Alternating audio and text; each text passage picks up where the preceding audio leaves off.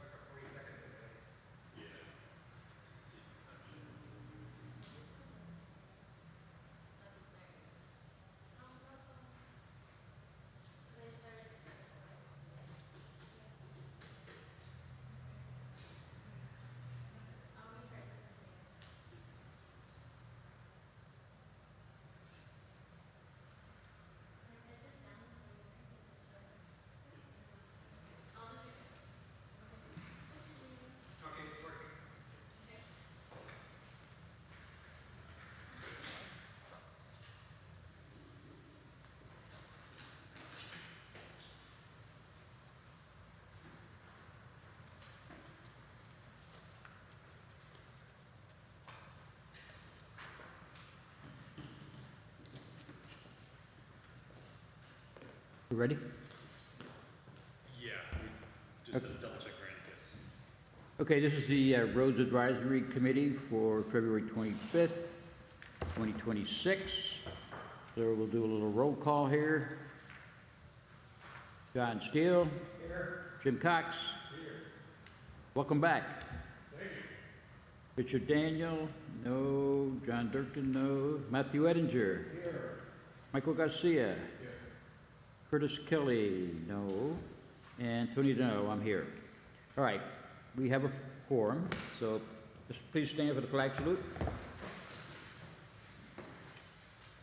I pledge allegiance to the flag of the United States of America, to the republic for which it stands, one nation, under God, indivisible, with liberty and justice for all. Thank you.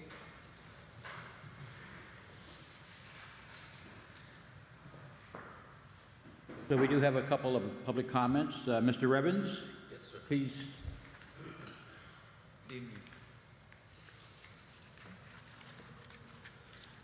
How are you? Good, thank you. Welcome. Thank you. My name is Brad Evans. I've been a resident of La Habra Heights for 64 years, my entire life. I'm here tonight about a collapsing section of LaFleur Drive between 1600 and 1700 blocks. This is a sloped roadway that has deteriorated to a single lane. And there's been cones, barricades, and temporary closures, excuse me. And they're in place because the street is actively failing. Only one vehicle can pass at a time. That creates a serious risk of head-on collisions, limits emergency access, and raises concern about further structural collapse. This is not a routine wear and tear. This is a roadway failure. I've reported this multiple times over the past several years. It hasn't just been neglected, it's been completely ignored. Storms have worsened the damage, and the roadway continues to erode. Meanwhile, the city's grading, repaving, and improving East Road and Fullerton Road. These are important roads, yes. They were in fine condition. They did not need repaving. Meanwhile, a known collapsing roadway on the west end of the Heights sits unaddressed. The priorities are completely backwards. Public safety should come before cosmetic improvements or scheduling convenience. The flooding at the intersection of LaFleur and El Terraza is a separate concern, but it reflects the same underlying drainage problems, contributing to erosion along LaFleur Drive. The primary concern tonight is the structural integrity and safety of the hillside section between the 1600 and 1700 blocks of LaFleur Drive. I'm requesting an immediate on-site engineering inspection, stabilization of the slope and roadway, and a written timeline for permanent repair. This is no longer a minor inconvenience, it is a critical public safety issue. I ask you, will action be taken on the dangerous roads first or only after someone is hurt? Thank you, and I look forward to a clear plan of action.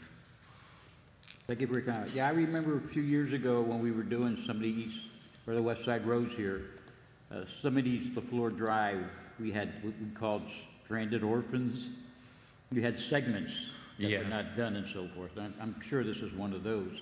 Yeah, the picture shows I mean, it could be the whole street, but that's the main area that's basically slid and collapsed. And you have addressed, you've put cones and barriers, but it's one lane. You come around the road and someone's facing right at you. If you back up, it's on a hairpin corner. In the old days, I mean, I've been here forever, for 64 years, there used to be a guardrail. I guess when the county owned it or took care of it, but that's long gone. But I'm just here tonight because no one else is really doing anything. I just want to bring it to your attention. And even if you're aware of it, something has to be done. I've been almost hit. I walk there every morning, but I can't walk with a car coming at the same time. Definitely two cars cannot pass. One has to stop and allow the other one, and you're stopping when someone could just come around the hairpin turn and rear end you. Or if you're already in that section, it's a real a nightmare. So I just wanted to present it tonight and make you aware of it. Yeah, we appreciate that. Okay. And well, we don't have a next project defined yet, right? We're waiting for the PMP to be completed, what, in the next couple of months here? And we'll see what their priorities are, but we can make this a priority for our next project. That would be good. Yeah. I mean, it's been 3 years, but it's just deteriorated more and more. So, and Rafferty brought it up a few months ago per my request. He helped out.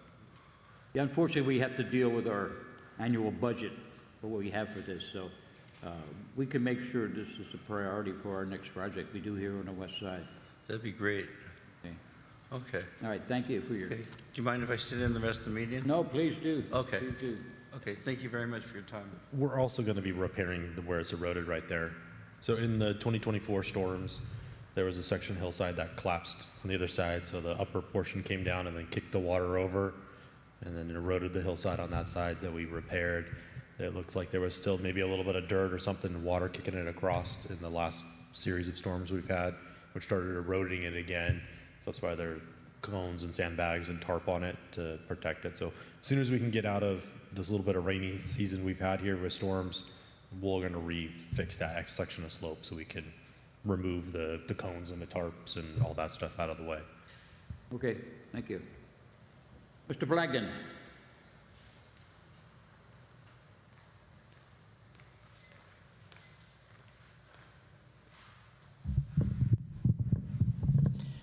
Thank you, Stephen Blagden, Citron Road.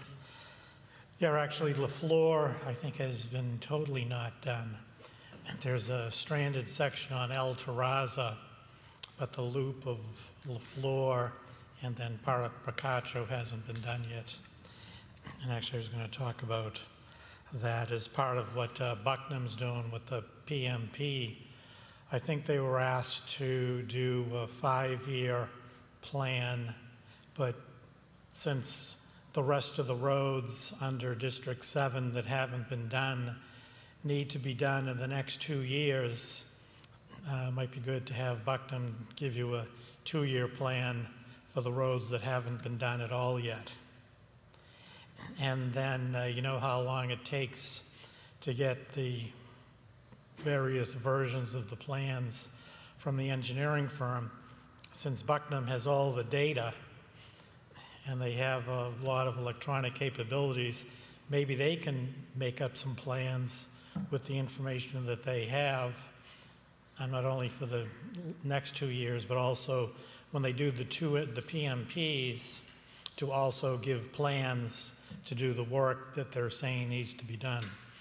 I don't know if they have the capability or desire, but it seems that they should be able to. Then Avocado Crest signal, I mentioned before.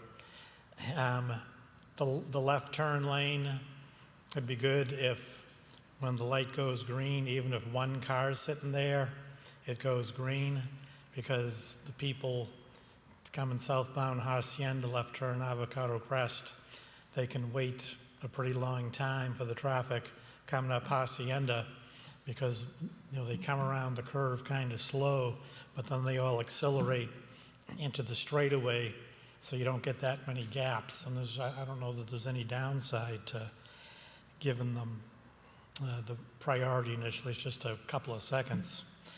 Then something I've noticed a few times, I think that the day before yesterday, I noticed it again, coming down Hacienda, the signal changes, but there's nobody on Avocado Crest. So I don't know if it's a gremlin or what, but that might be something to look at. Then I sent you a note last time about the dirt clearance in Avocado Crest. I went up and looked at it on Sunday before the rain, and they had done a good job with the roadside clearance and angling back up the slope. So that was good to see. And this is something just to keep in your mind, which I forgot. It's my fault. Like with the Avocado Crest signal, usually I like to see, hopefully others do, that the cement work be done with earth tone cement, not the stark gray. So in the future, and as I said, it's my fault, I should have brought it up, but in the future with, drainage devices or any type of cement work, culverts that are done in cement, like along Hacienda, which were done in the earth tone cement, if that can be remembered. Thank you. Yeah, I've also suggested that they adjust that left-hand turn signal there on Avocado Crest there. Because one car can sit there for a couple cycles if there's enough traffic coming the other way. Okay, thank you. You guys have any other comments for that? No? Okay, can we do a review of the minutes? How many minutes we got later? We got 1, 2. We got 3 months worth of minutes here to approve or not, so. Guess we have to do them one by one. So I gotta have a motion for the October 22nd minutes to approve.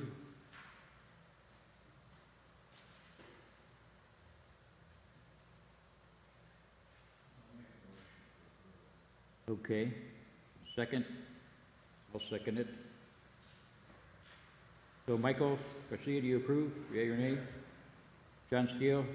Well, you weren't here then. Matt, yea? I say yea. Is that enough? There's 3 of us? At that meeting, there was, I believe, Mr. Garcia, yourself, and Mr. Edinger were the only ones at that meeting. So, Yeah, we can approve that one. yeah. Okay. December 3rd.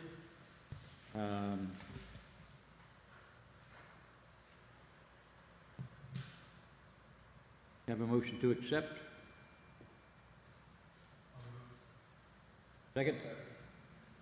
Okay, yea or nay, John Steele? Yes. Michael Garcia? Yes. Curtis isn't here, and I say yes. You weren't there then? You say yes anyway, okay, anyway. I was there. You were napping probably. Okay, January 28th minutes.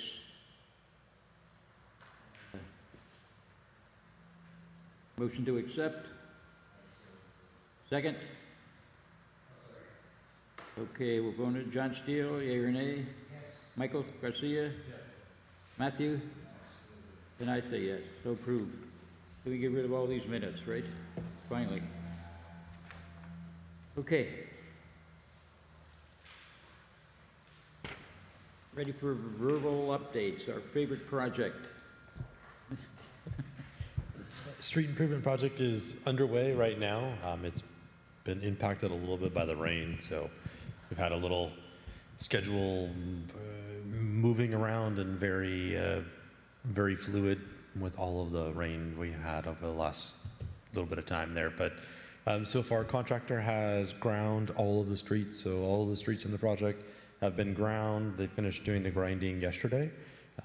So far, Pepper Tree, Encinas, and Oleander, that neighborhood has been completed, so ground and paved and overlaid. They have done the overlay work on East Road, Tumen, and Avocado Crest. R&Rs have been completed on all of those streets, plus they finished Dorothea and East Skyline, Canola, and Fullerton this afternoon. And so paving the rest of the streets will start tomorrow. So Dorothea is scheduled to be paved tomorrow, so they'll be doing paving work on Dorothea. And then Fullerton will be on Friday. So by the end of the week, we'll have all the streets paved back, so we don't have to leave anything open for too long.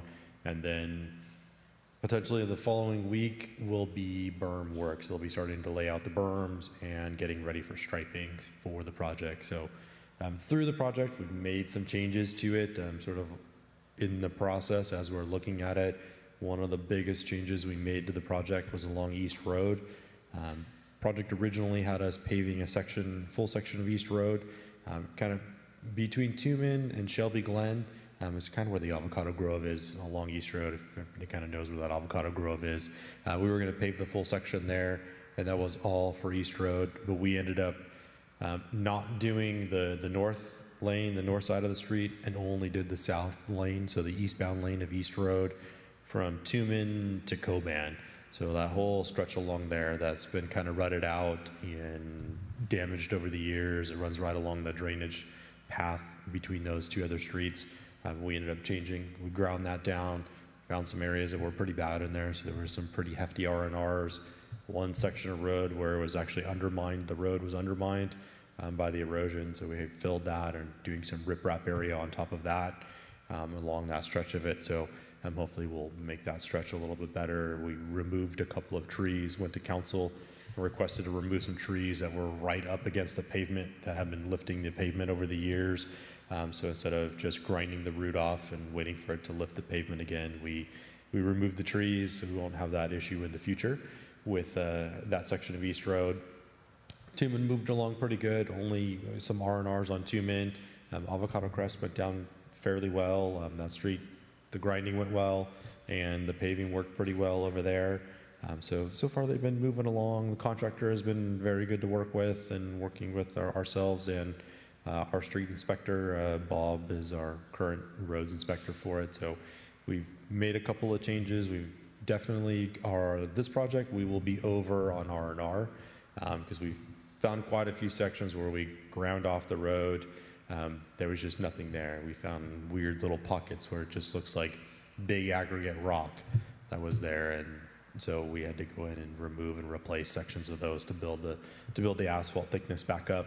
So we had quite a few of those that we uncovered on like Dorothea and a little bit on East Road and Tuman and Avocado Crest that we had to go in and take care of. But so far, that's all been working well. Majority of the asphalt has been coming from All American, so all the asphalt so far going down is from All American. Friday will be the only one that will have different. The asphalt will be coming from Vulcan plant. With the rains last week, it kind of messed with scheduling, so the contractor wasn't able to get enough asphalt to do all of the rest of the project. All American told them it would be 2 weeks, so they basically would have to leave Fullerton Road open for 2 weeks to be able to get back into the queue because they're backlogged from the storms. So they went around and Vulcan was able to accommodate us, so we're able to get everything paved back in this week. So nothing open for too long, which is a good thing. We don't want to leave the streets open that long. Doing the project, we found Petromat on East Road. So as we ground East Road, there was Petromat in that eastbound lane of East Road through there. So when they did the grind, they tried to stay right above the Petromat to keep it intact along that stretch. And then when they ground Fullerton, they actually found like a geotextile grid in the street as well. So we didn't know that was in the street over there. But for the most part, that was down far enough that it wasn't part of the 2-inch grind. So it still remains in place and is probably helping to keep that road together a little bit, having that geotextile fabric in it. But so far it's been moving along nicely. Berm work is the big hurdle after paving tomorrow and Friday, and then shortly thereafter will be striping. And once the asphalt has a little bit time to cure, then the striping will go back in, and we'll be out to watch the cat tracking to make sure where the center lines go, where the edge lines go, where the stop bars are in a reasonable location of where they should be. So it's moved along nicely, and hopefully should be completed here like in the next couple of weeks. So by mid-March, we'll be completely done with the striping and everything? Striping should be in, berm should be in, striping should be in, and it would be just down to like punch list items. Okay. Your referee and I went out last week, and he showed me the best and the worst. East Road was in really bad shape. We're only going to do that one lane though, right? Just the one lane, yeah. Yeah. You guys, prior years, they did a misservice when they paved. They just paved over nothing, right? It was dirt there and so forth. And you said they had tar paper stuff down there. It was in bad shape. It really was. Yeah, so we're probably going to go over budget on that alone, right? The R&R there on East Road? Definitely will be, our R&R budget will be over. We think we also might be over a little bit on asphalt as well. So we're watching the numbers closely to kind of see where we end up on our tonnages, but we might be over a little bit on asphalt as well, which a lot of times we're just a little bit over. So we'll sort of see where we fall at the end of the day. We also did add a drainage repair on Lamont. There's a section of Lamont that had a drain that had failed. This contractor specializes in like a riprap design with very large aggregate to fill it in. So we were able to get a good price to do that drainage work on Lamont to make a repair to a drain that's been damaged for a couple of years now. So we're doing that on that stretch in there because original plan had a drain on Avocado Crest, kind of closer to the committee members' houses, but the location where the drain was supposed to go, there was a gas line right in the way. So, and it was on a bit of curve of the street, so the trench drain that was going to go in wouldn't work perfectly on that stretch with the gas line being the gas main being underneath it. We ended up talking with that property owner a few times to find some other solutions to some of the drainage issues that kind of happen in that stretch of Avocado Crest. And then we're going to be adding the other drainage repair on Lamont. Michael, you live on Avocado Crest, right? You buy this section with it paved, are you satisfied? Yes. All right, good. Any other comments on this project? Yes, sir.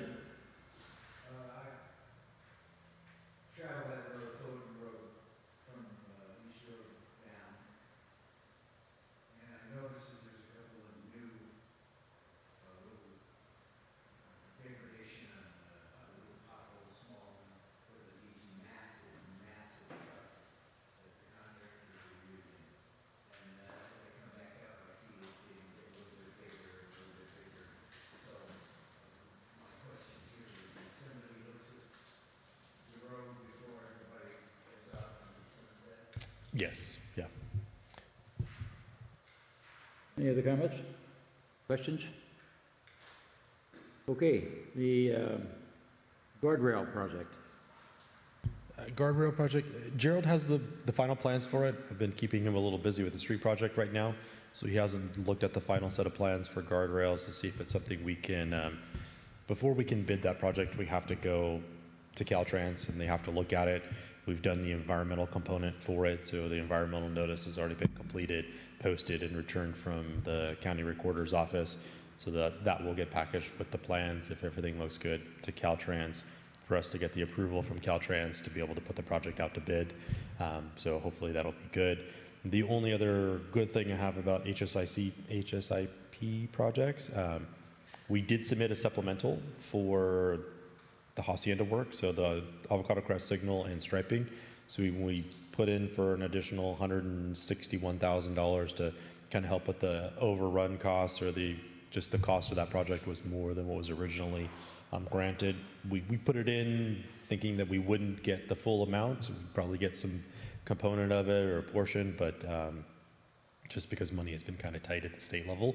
But we did hear last week from our representative at Caltrans, and they actually authorized the whole $161,000. So we ended up getting a little additional funding for the Avocado Crest signal and striping on Hacienda, which is nice to kind of make up that additional cost from what the grant would pay to what the actual cost of doing the work was. So a little bit nice there. We were able to get the whole cost that we asked for. Is that the striping on Citrus and Avocado Crest? No, that's just the stuff we did on Hacienda and the signal. We put out a supplementary, we put out to bid to restripe the pork chop, we'll call it, there at Citrus and Avocado Crest, and council approved it as the sort of first step in that process. Obviously, we looked at maybe something a little more permanent to that location, but we'll start with the striping. It's relatively inexpensive. We can put it in pretty quick. And Grace already has that out. Contractor, I believe, should be doing that next week, depending on weathers, but we got a nice run. So they're gonna restripe. So if you're coming north on Citrus, as you make it sort of curve, makes a hard left-hand curve, and then you end up at Avocado Crest. That's sort of a diamond-shaped intersection there. People that come from Citrus don't necessarily go perpendicular to Avocado Crest to be able to see the traffic coming down. That intersection is kind of wide there. The markings are a little faded, and there's nothing to sort of hold people in. So kind of come at an angle and then just look and keep going through. And Mr. Garcia talked about once where he saw people waiting to turn, and somebody else from behind just sort of bypassed and went through. So it'll be striped. There'll be delineators added to sort of kind of help try to channelize people to it, and then it'll let us watch it and see if it's working, not working. If it's not working, then we can look at something maybe more permanent, which would be more of a median in that location. But that should be happening next week. Yeah, because I personally ignore that striping that's there now. If I'd make that little jog, I can't see around the corner to Avocado Crest, so I just go straight so I can get a better look to see what's coming, right? Yeah. It's nonsensical the way it is now. Okay, any questions, comments? Any thoughts about putting a stop sign in on the Avocado Crest downhill? Is one of the ones we're looking at. It would take like an engineering study, a warrant study, to see if it would be warranted to be able to put a stop sign on Avocado Crest, to sort of make that like a three-way stop sign. We'd have to look at site distances, sight lines, historic data from that location. Something we've talked to Gerald, our city engineer, about starting to look at that process to see if we could do the warrant study and see what that would entail if it comes back to where we would be able to install a stop sign on Avocado Crest. I know you're always hesitant about putting a stop sign in it. Got to go There's through always that. another problem, just the stop sign. Yeah, and you got to go through that engineering exercise to see if it's warranted or not. But I'm like our, Tony here, is that, they can come down there pretty fast. You get a really look. Thank you. Okay. Next item is funding. So we have 2 more years left on Assessment 7, all right? And then if some of you have been aware of the participation in these workshops we've been having, my anticipation or expectation, there's going to be some different types of funding assessments where this going to be on a ballot probably in November, right? So what I'd like to see us do is if we get the PMP completed and approved by April, we can get our next project roads outlined, okay?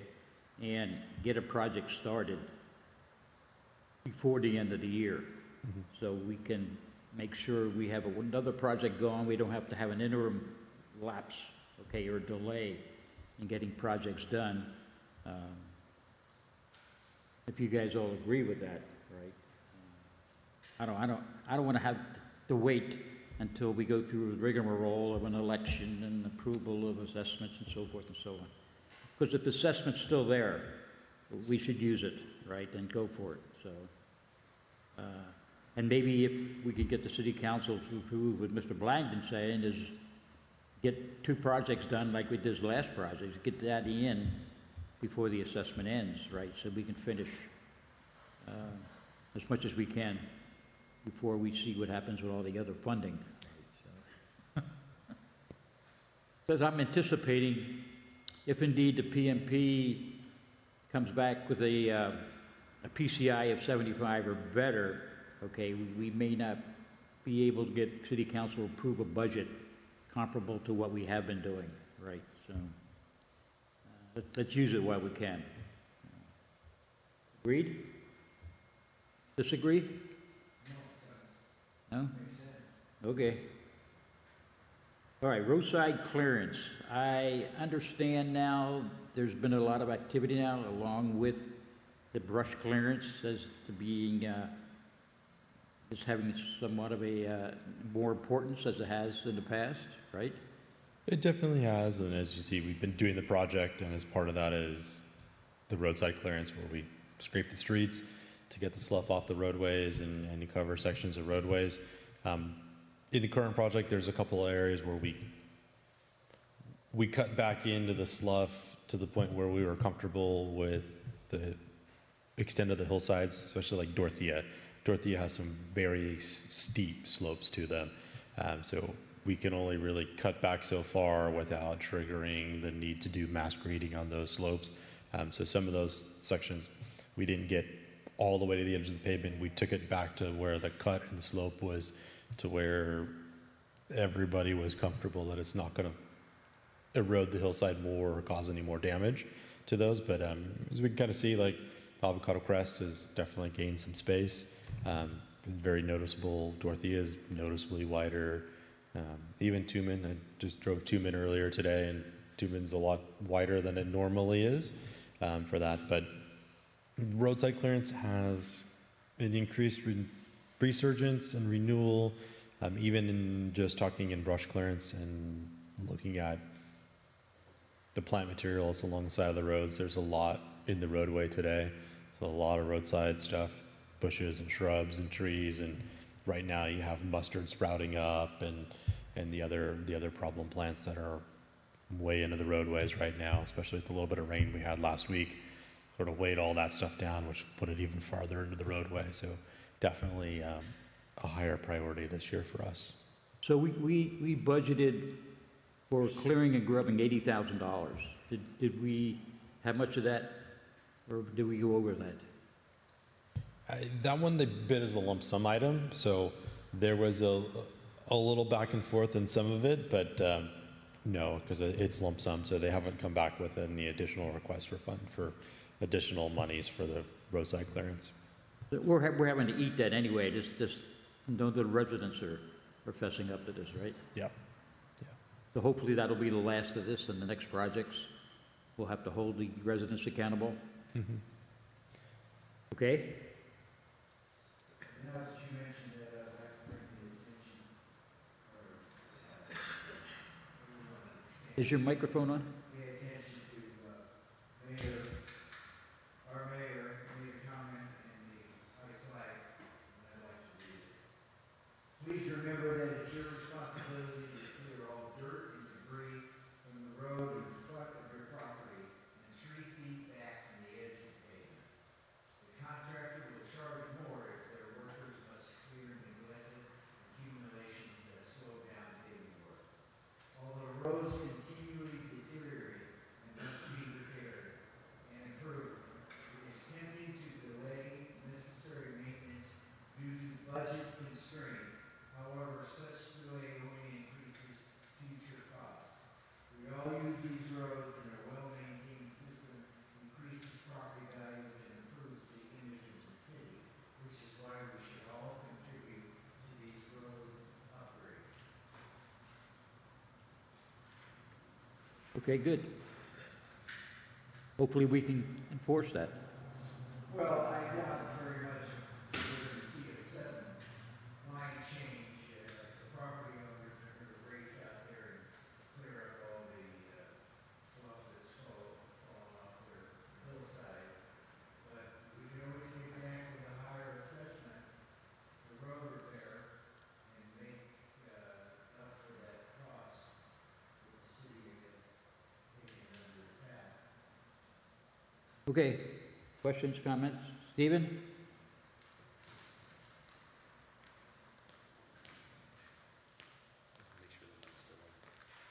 Sorry, my foot fell asleep. With the roadside clearance, what the contractors do is they take the dirt back to the edge of the pavement and then go back another foot and then taper the slope, going up the hill, and then clear whatever overhanging brush there might be that would come in the road. The only part you can surely have the residents do is clearing the slough and dirt off the pavement. The part of 12 inches back and sloping the hill, that isn't in any city ordinance.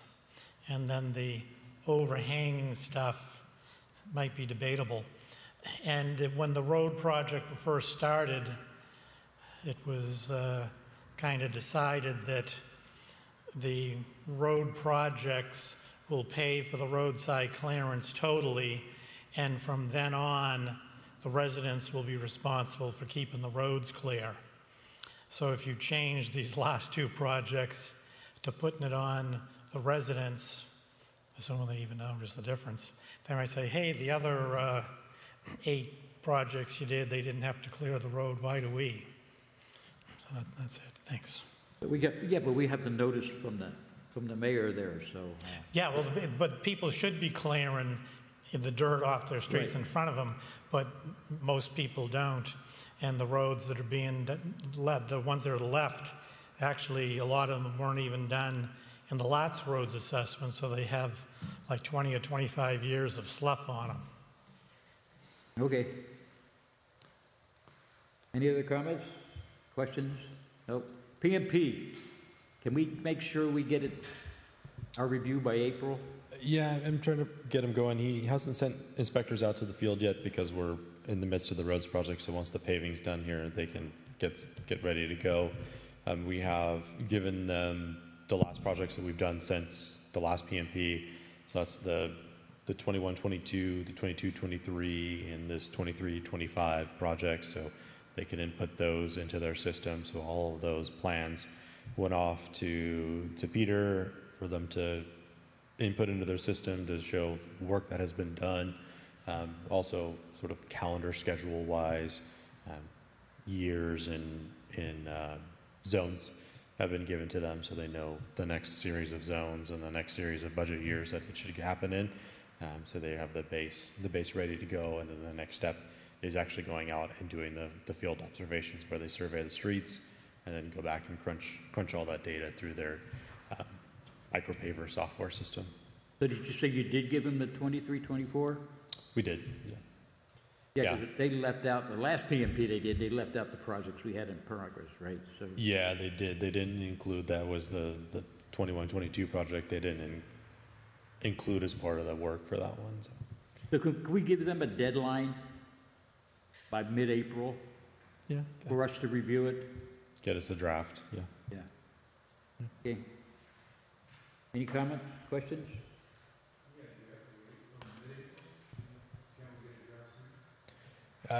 The biggest component of their work is the survey part of it. Like once they have to go out and walk the streets, and they'll drive and survey the streets and then go out and physically walk some areas and measure the deteriorations that are out on the streets. So that process takes a bit of time to make it through. It's almost a month of time to have their inspectors out and walk on the streets. And then once we have it back in, then they've crunched that numbers and the report comes pretty quickly thereafter. Okay. Anything else? I want to just bring up Mr. Evans' concern about the roadway. It was pretty bad. And now that it's come to the attention of the committee and our chairman, president, what is your kind of concern? Whatever you want to call me is good.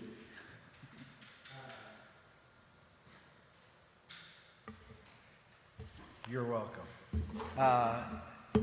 The machinery of the city moves slowly. So be patient. It looks like a disaster ready to happen. Yeah. So I'm sure that everybody is concerned. Thank you for coming. Okay. Any other non-agenda items? No?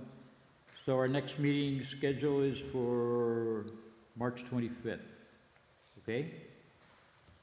All right, thank you all. Meeting's adjourned. Thank you and good night.